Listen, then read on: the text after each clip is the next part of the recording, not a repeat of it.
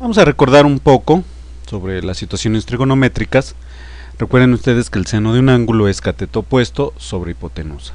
El coseno es cateto adyacente sobre hipotenusa. Y la tangente es cateto opuesto sobre cateto adyacente.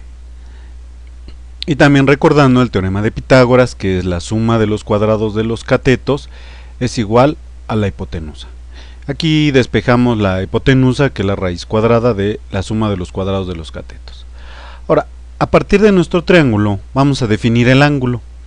Esto es para saber quién va a ser el cateto adyacente y el cateto opuesto y nuestra hipotenusa. Ahora, para encontrar los catetos a partir de la hipotenusa, vamos a utilizar nuestras relaciones trigonométricas. Para el cateto opuesto, vamos a despejar de aquí. Este está dividiendo, pasa multiplicando, y nos da que el cateto opuesto es igual a la hipotenusa por el seno del ángulo.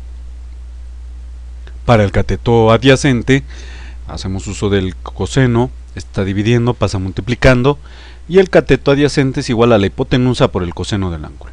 Lo primero que vamos a denotar aquí son nuestros ejes cartesianos. Aquí tenemos el eje de las X y el eje de las Y. Ahora, el vector, vamos a colocar su punto de apoyo en el origen de nuestro plano cartesiano. Y de esta forma, si observamos, este vector tiene una proyección o una porción en X y una porción en Y, o sea, un reflejo. ¿Y cómo podemos obtener estos valores, estos parámetros?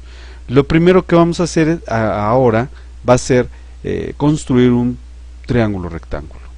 ¿A partir de quién? A partir del ángulo. El ángulo es el que nos va a indicar dónde tenemos que poner nuestro cateto opuesto, porque aquí tenemos ya el cateto adyacente, que es el que está pegado al ángulo, y este sería el cateto opuesto.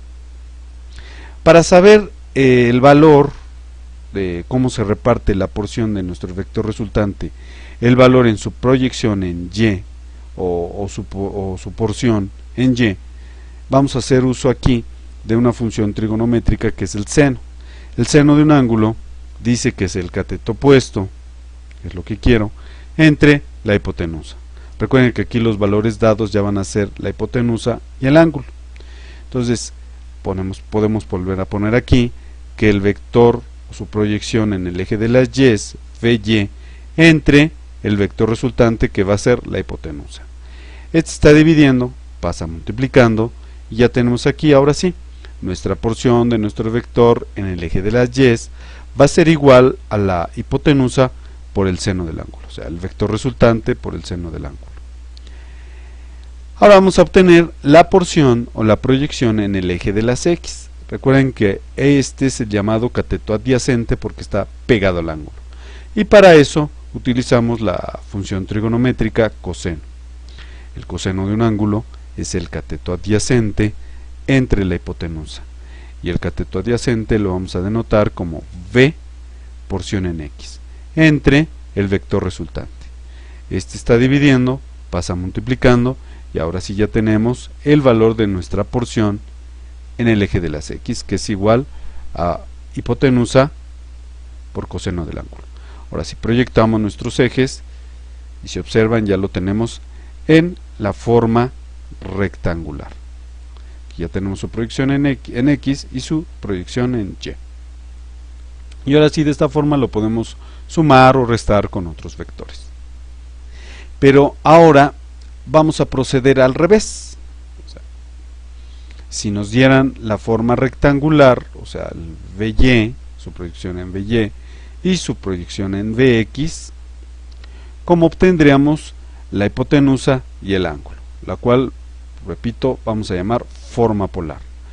Lo primero que vamos a hacer aquí es trasladar el vector VY a la flechita de nuestro vector o nuestra porción en X. Entonces trasladamos nuestro vector de su porción en Y, y fíjense bien, ya tenemos que este vector más este vector nos va a dar, a partir del origen, trazamos una diagonal, y este ya es nuestro vector resultante. Si observan, aquí tenemos ahora un triángulo rectángulo nuevamente. Para obtener el vector resultante hacemos uso del teorema de Pitágoras. ¿Se acuerdan que el teorema de Pitágoras nos decía o nos dice que la suma de los cuadrados de los catetos es igual al cuadrado de la hipotenusa? Donde pues podemos cambiar las variables. La hipotenusa va a ser el vector resultante, el cateto opuesto va a ser el vector en y, y el cateto adyacente va a ser el vector en x. De aquí despejamos, está al cuadrado, pasa como raíz cuadrada, y ya tenemos que el vector resultante va a ser igual a la raíz cuadrada de la porción en x al cuadrado de nuestro vector más la porción en y de nuestro vector al cuadrado.